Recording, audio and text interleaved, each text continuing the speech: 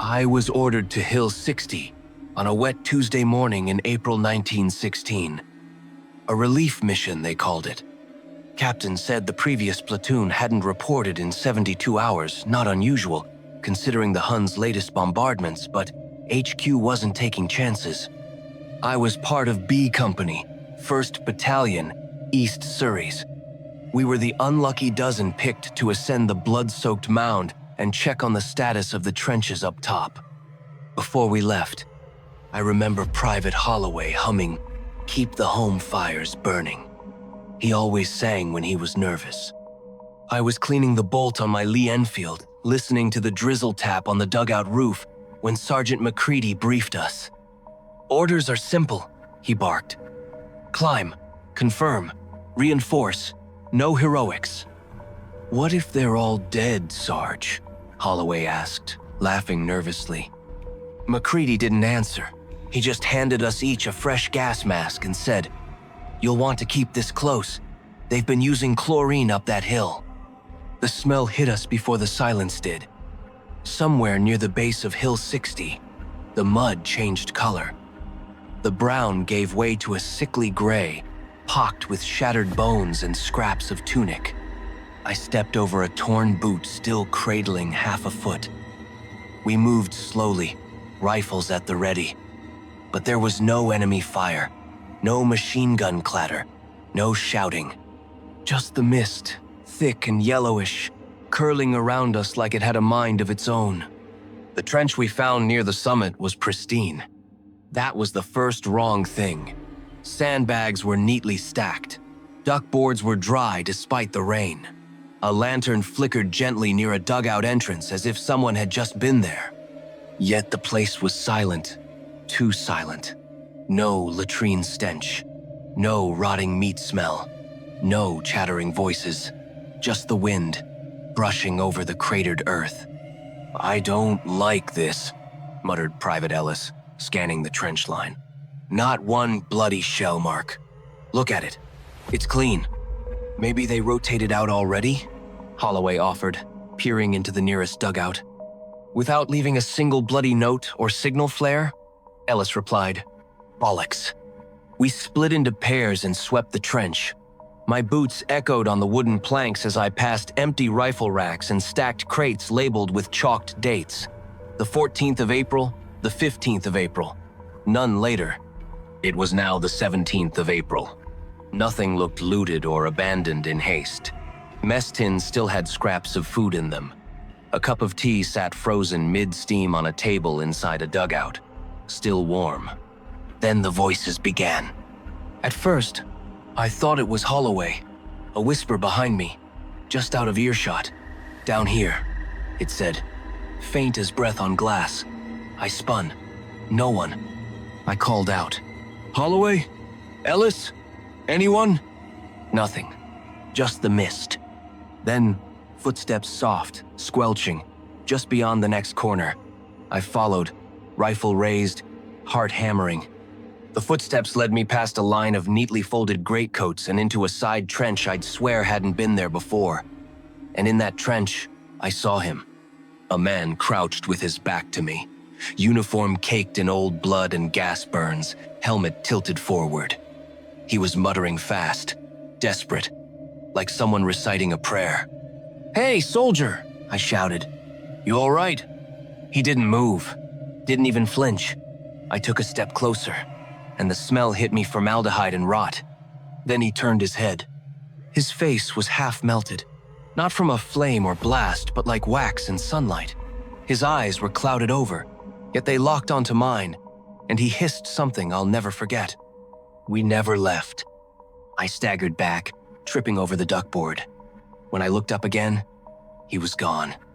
I scrambled to my feet and ran. I didn't care which direction, just away. I heard the others shouting now. Ellis, Holloway, even McCready. Their voices blurred together, panicked, confused. I turned a corner and ran straight into Holloway. "Jesus, you look like death," he panted. "We need to regroup. Something's wrong here." We found McCready near the signal station. He was staring at the ground, pale as ash. "Tracks," he whispered. Fresh boot tracks, marching, looping the trench. But there's no one here. Ellis arrived moments later. His face was wet, not from rain. "I saw them," he said, "marching in the fog, dozens of them.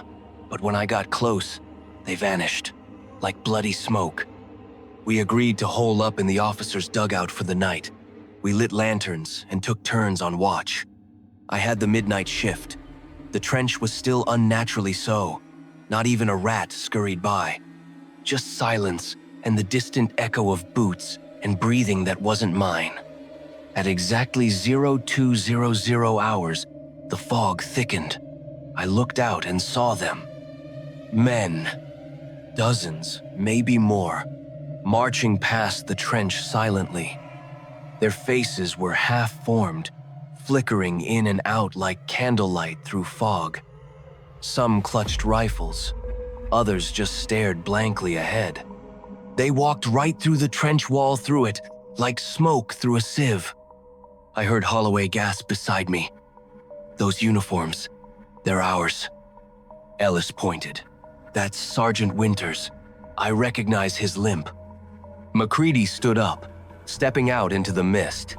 "Winters?" he called. "Winters! That you?" The ghost halted. It turned, and then it screamed. Not a human scream. A shriek of rusted metal and drowning lungs. A sound that split the air like shrapnel. The others followed. They turned, mouths open in agony, and surged toward us. We ran. The trench warped as we fled, walls stretching, floors shifting. I swear I passed the same lantern-lit dugout 3 times. I could hear Ellis praying aloud. Holloway sobbed my name. Then I slipped. Down a slope, into a crater half filled with rain. My head struck something hard. For a moment, everything went dark. When I came to, the sky was red.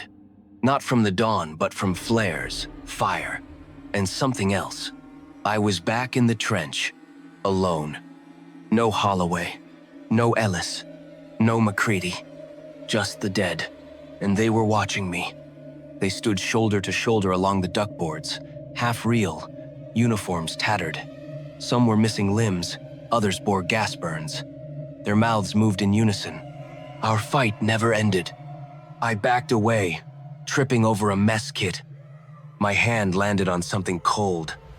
A dog tag. Private Ellis, A. I ran. I don't know how I made it down the hill. I remember the sun rising, the real one this time, cutting through the fog.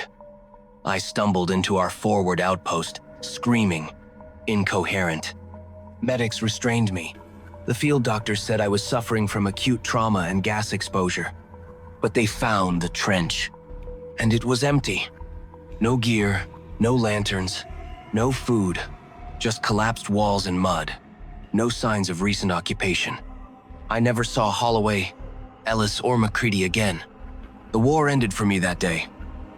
I was discharged 6 weeks later, but every the 17th of April, I dream of Hill 60. I see them marching, hear their screams, and sometimes, when the fog is just right, I can hear Holloway humming that same song. Keep the home fires burning. They say the war claimed many who were never listed among the dead. I believe it. Because some battles never end, and some platoons never leave.